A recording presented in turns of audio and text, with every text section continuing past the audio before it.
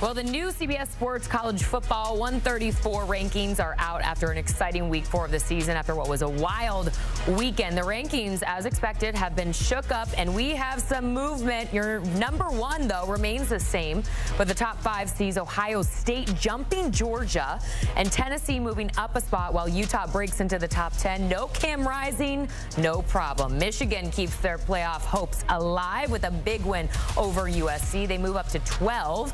You see the Fighting Illini getting the respect they deserve now, 4-0 on the season, and also 4-0. BYU enters the chat at 19 in the very latest rankings. Let's break it all down as we welcome Danny Kanell and Chip Patterson to CBS Sports HQ. Guys, it is so great to see you. I do want to start at the top. Ohio State, despite playing Marshall and Georgia on a bye week, they jump in the rankings. Ohio State moves up to number 2. Chip, I'll come to you first and your initial thoughts on this move.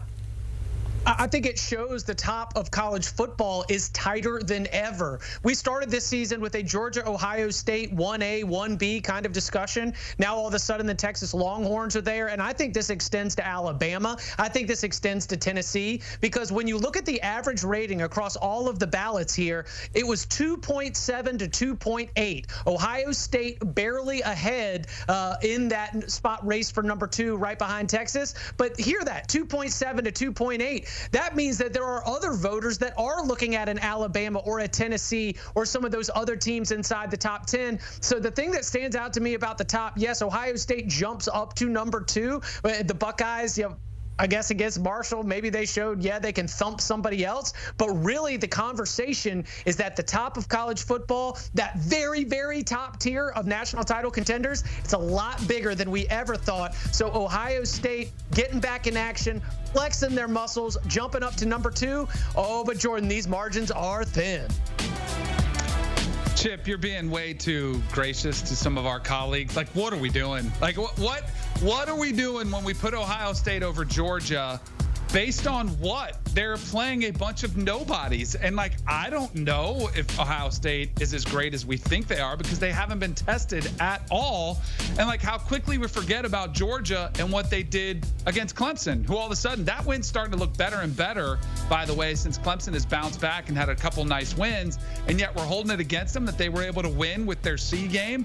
That, to me, is ridiculous. I would have been less upset if you would have had Tennessee vault everybody and jump up to number 2 based on what they did against NC State and then this past weekend against Oklahoma, 2 of the better wins of anybody in the country. To your point, though, about the closeness, I do love that because I think there's a lot of parity at the top, and I think it probably runs deeper than a lot of people even think. Like, I don't think there's anybody that's looked unbeatable because, like Georgia, we all thought they were unbeatable, and then they struggled against Kentucky, and they found a way to win that game. But I think there's a lot of parity across college football, and clearly it runs through that middle tier, right? We're seeing upsets all over the place. But even in the top upper echelon of college football, I think there's a lot of more parity than there's ever been, and I think it's awesome. Meanwhile, a team that deserves to jump in the rankings is Michigan. We saw them jump to 12. They get that big win over USC this weekend, and it keeps their playoff hopes alive here. But Chip, I want to ask you, after seeing what Michigan did versus USC, did they find their quarterback or did they find their system? Oh, they found their quarterback without a doubt. And I guess those two things are going to be linked. But, that was our conversation on just a stellar, award-winning worthy pregame show, if I'm to say so myself, is that what you did by going to Alex Orji is you created more confidence. You took out all the instability. You took out all the guessing. It helps out the offensive line. It helps out the wide receivers. You found a running back in Khalil Mullings who is really legitimately putting the team on his back to carry them all the way to that win. And so while I do think it caps the ceiling for Michigan in terms of whether I think the Wolverines could win a national championship, winning multiple games against other best teams in the country in the college football playoff, I think it raises the floor and increases their odds to make the college football playoff, to be a team with 10 wins at the end of the season. This has been able to stabilize things with Michigan. And I think that for our voters, numbers. That's why you see a big jump. Obviously, with the head-to-head result, you're going to find where USC is. Okay, put Michigan right above them. But in the big picture conversation, I think the Wolverines have stabilized themselves as a top 15 team, because if they still had the turnover issues that they had with Davis Warren, they could have fallen outside the top 25. Most definitely. Well, Wolverines make a big jump, as you said. Meanwhile, Danny, USC, we saw them fall in the rankings because of the loss. When you look, though, at the Trojans' upcoming schedule, they see Wisconsin next week, followed by Minnesota and Penn State. How can USC put this game behind them and really get back on track? Jordan, I am not a believer in moral victories, but I actually leave feeling better about USC over the course of the rest of the season than I do about Michigan, the team that won the game. Michigan was at home. They found a way. They found their identity. Backs against the wall. Love it. But USC, I thought they also showcased a physicality which was not on display in the previous years. And we saw it against LSU. And I think, again, they saw a physicality to be able to go toe-to-toe with Michigan, but they didn't surrender mentally either. They found themselves trailing and finding their way to fight back into this game multiple times.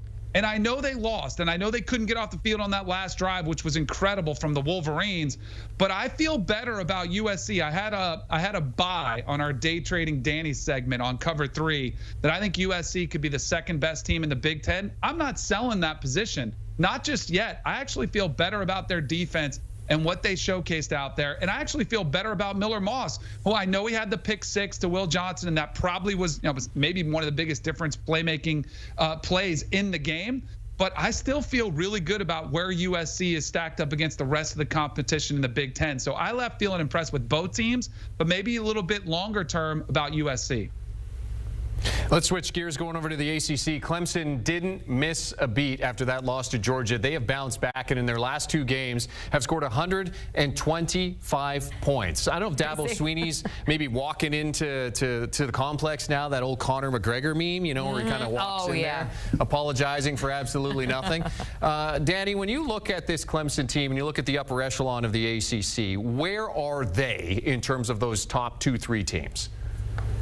Oh, they're right there. They might be the best. I mean, they could be when it's all said and done. I know everybody's hot on Miami, and they should be. But you mentioned, Dabo Swinney, how he's walking in the building. I don't know if he has Dabo receipts, but I have kept some receipts there for DK receipts of everybody that wanted to dunk on Dabo after the second half of the Georgia game, crushing his philosophy in the portal, saying, oh, this team is done. They're washed. Cade Klubnik's a bum. He can't do anything. They have figured out at least how to put Cade Klubnik in better positions to succeed. And one of those may be just not facing Georgia's defense, because I don't know if they'll face another defense quite as good as that one, but he is gaining confidence every time they take the field. They've got one of the better backs out there in Phil Maffa. They've found multiple wide receivers in Antonio Williams and a young Bryant Wesco that have all of a sudden starting to come into their own for some legitimate threats on the outside. I'm wondering if Dabo may have the last laugh of all of us when it comes to the culture he's created. And I know and I still think he should embrace the portal, but I look at Clemson as very much a value play, not only to win the ACC, but to potentially be a national championship contender. That may sound crazy, but I do think they've still got plenty of weapons on both sides of the ball that they can stack up against anybody in the country.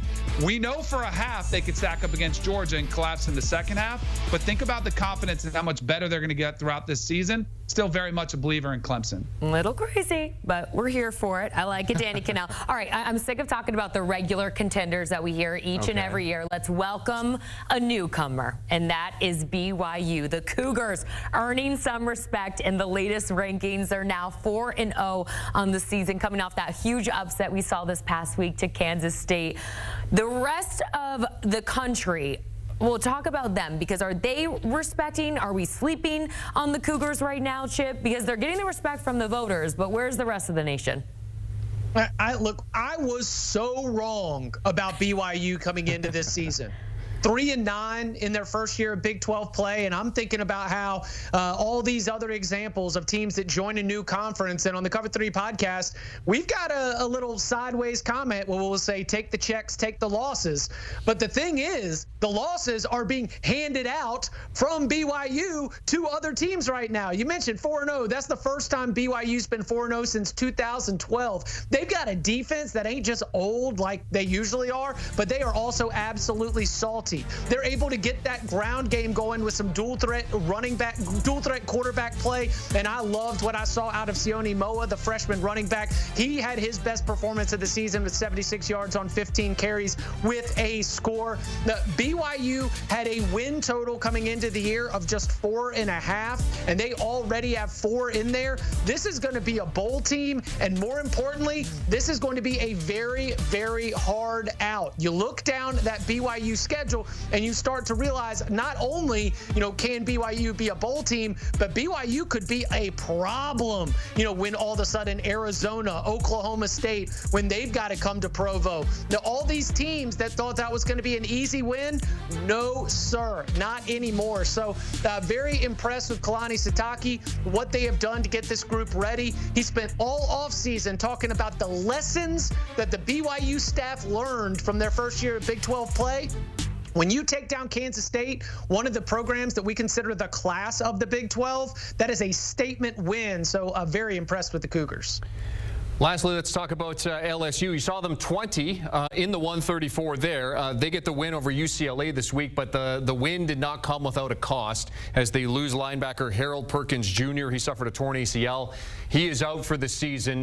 Danny, when you look at this injury, this guy's one of the leaders on their defense. How big of an impact is this for LSU?